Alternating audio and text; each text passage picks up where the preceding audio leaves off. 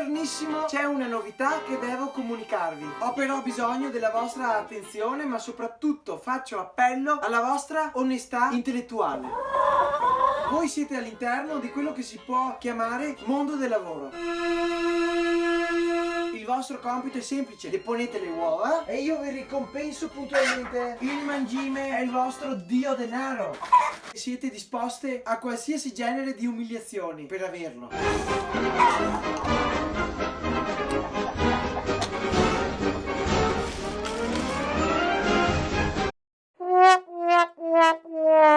So però che ultimamente ci sono due galline che non riescono a compiere il proprio dovere. Trovo abbastanza inutile la vostra presenza qui dentro.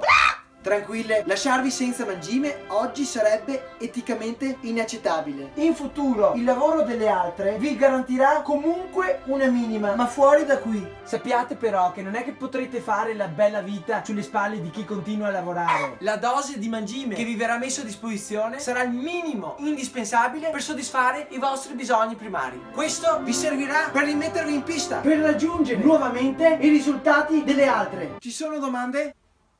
Tutto chiaro? Bene, i casi in difficoltà possono uscire dal pollaio per richiedere quello che ho chiamato reddito di cittadinanza.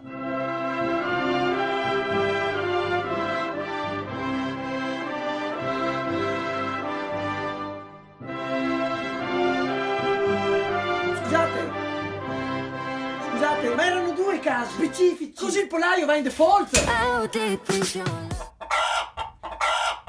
Onesti lavoratrici, volevo parlarvi anche di quella della cosiddetta flat tax.